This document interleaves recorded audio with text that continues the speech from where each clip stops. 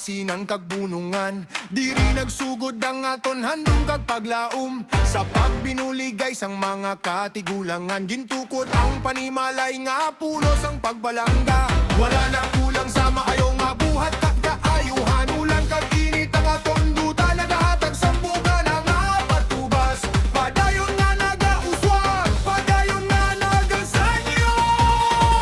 Sa barangay San Rafael, Mandurriao, magbinuligay may pagtuo kagugma. Si San Rafael Arcangel, ang aton giya padulong sa kauswagan kagkalino. Sa inyong barangay San Rafael, Mandurriao, hugot nga pag-iusa, matuon nga pagpalangga. Upod ang paggiya ni San Rafael Arcangel, padayon sa kasanyogan, pag-uswag kakalipay.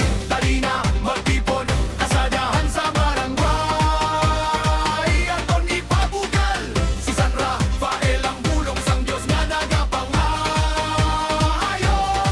May paglaom sa tagipusoon, may pagbalangga sa duta nga aton natauhan. Kalinong kakalipay, aton ipaambit sa tanan. Paganduraw sang nakaligad, hasta subong sa pagbinuligay, aton malapot ang kauswagan. San Rafael, Mandurriao, mabuhi ka, hanguton barangay, padayon nga magasanyo.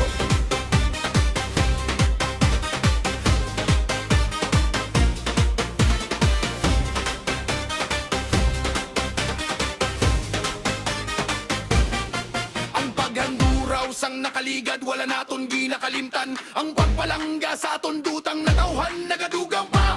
Sa kasanyugan nga aton ginapaambit, ang kalinong kagkalipay magapabilin man. Di makita ang matuod nga pagbinuligay, padulong sa masanag nga kauswagan. Siya ang nagaayo, nagagiya sa aton tanan, ang bulong sang Diyos, San Rafael Arcangel. Sa barangay San Rafael, Mandurriao, magbinuligay may pagtuo kagugma.